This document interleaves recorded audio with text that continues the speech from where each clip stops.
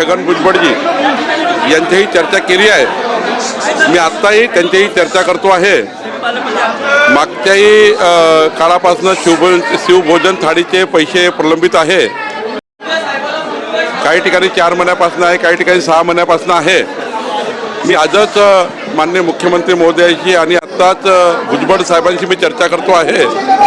मला वाटतं की लवकरात लवकर यांना पैसे मिळतील याचा पुढाकार मी घेईल, कारण मला आज या ठिकाणी विभागीय आयुक्त कार्यालयामध्ये संतप्त भावना या शिवभोजन थाळीच्या आमच्या लाडक्या बहिणींच्या आहे।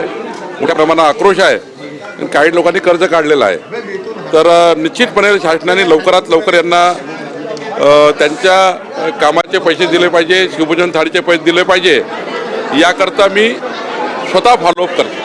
महाराष्ट्रभर ही समस्या आहे। सरकार काही वेगळी रक्कम काढून तोडगा काढण्याची तयारी आहे, पण गरीब महिला आहे या सगळ्या। मला हे माहिती आहे की त्यांनी मोठ्या प्रमाणावर कर्ज काढून शिवभोजन थाळी चालवलेली आहे।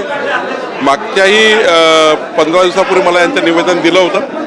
आमच्या सर्व बहिणी आल्या होत्या, पण मी निश्चितपणे आजच माननीय मुख्यमंत्री महोदयाशी आणि माननीय छगन भुजबळ साहेबांशी चर्चा करून यामध्ये मार्ग काढण्याचा प्रयत्न करील, कारण त्यांच्या भावना संतप्त आणि बरोबर आहे। 5-6 महिन्यापासून त्यांना पगार मिळाला नाही, पण काही लोकांनी तर असं मी सर्वांचं ऐकत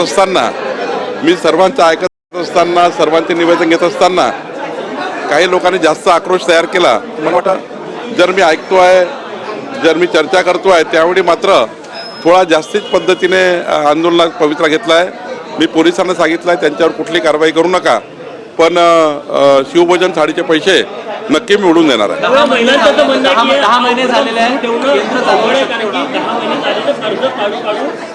चालवणं शक्य होणार नाही म्हणतात। बरोबर आहे, 9 महिने झाले त्यांचे, 6 महिने झाले त्यांचे पैसे नाही आहे, त्यांना कसं काय अफोर्डेबल होणार आहे? त्यामुळं त्यांनी सरकारकरता काम केलं आहे, सरकारी योजनेकरता काम केलं आहे, त्यांचे पैसे मिळालेच पाहिजे या भावनेची मी आहे।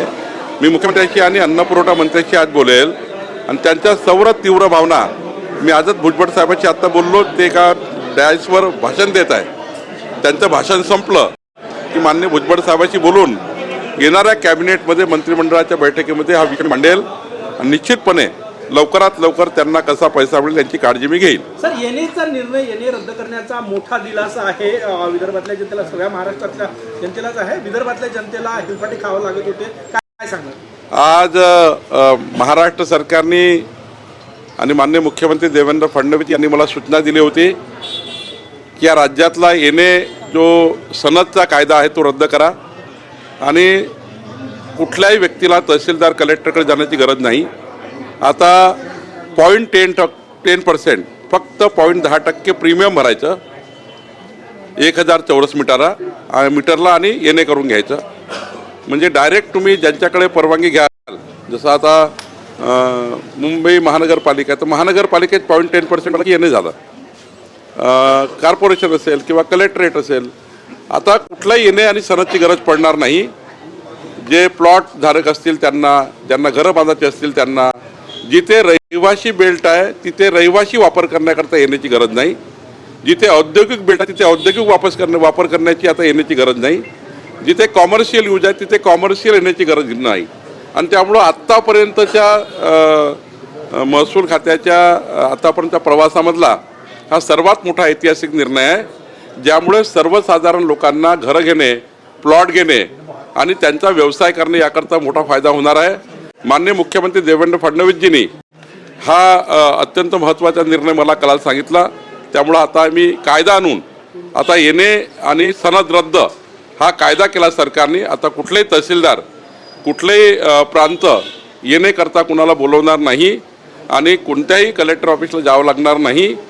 सरळ त्यांना त्यांच्या नक्षासोबतच 0.10% पैसे भरून 1000 स्क्वेअर मीटरला, 4000 स्क्वेअर मीटरला 0.25% आणि 4000 स्क्वेअर मीटरच्या वर करायचं असेल तर 0.15%, अर्धा टक्का फक्त पैसे भरून तुम्हाला आता येणे करून घेता येतं। कुठल्याही कागदपत्राची फार गरज नाही। अनेक ठिकाणी रजिस्टर रखडलेल्या होत्या, त्या मार्गी लागल्यामुळे तुकडेबंदी कायदा रद्द करणे आणि येणेचा कायदा रद्द केल्यामुळं दोन्ही कायदा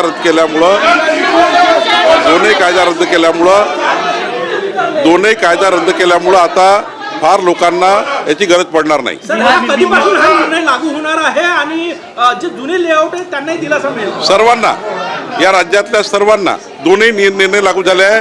तुकडेबंदी कायदा रद्द करण्याचा निर्णय लागू झाला आहे आणि सनदचा आता कायदा रद्द केलेला आहे. बिहारमध्ये आता मीटिंग झाली. 3,994 कोटी रुपये तुम्ही या ठिकाणी 500 कोटी रुपये मीटिंग झाली. बजेटच्या पूर्वी 500 कोटी रुपये तुम्ही आणणार आहात.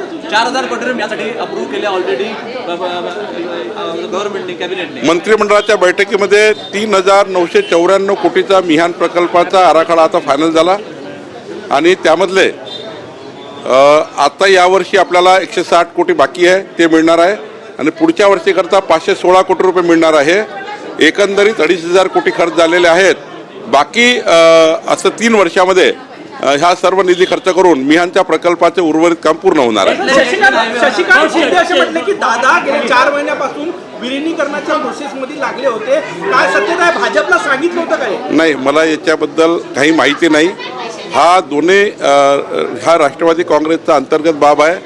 याबद्दल मी काही बोलणे उचित नाही.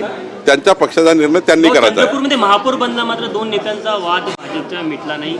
काही मतभेद आहे, ते मतभेद आम्ही मिटवणार आहोत. 8 लेन हायवे होणार आहे मिहान परिसरामध्ये. दुकानं जे आहेत 150 पेक्षा जास्त धाबे दुकानं जे आहे ते अक्वायर करून ऑलरेडी पैसे नाही, देण्यात त्यांच्या आले. ऑलरेडी त्यांना पैसे दिले आहे. 110 शॉप त्या ठिकाणी. तरी आम्ही विचार करतो आहे, जरी त्यांना पैसे दिले तरी त्यांचा व्यवसाय जाऊ नये म्हणून 110 दुकानदारांना त्या ठिकाणी एक कॉम्प्लेक्स तयार करून त्यांना त्या ठिकाणी त्यांच्या दुकानात त्यांना मिळाले पाहिजे, हा प्रयत्न सरकारचा आहे. Thank you sir. थँक्यू.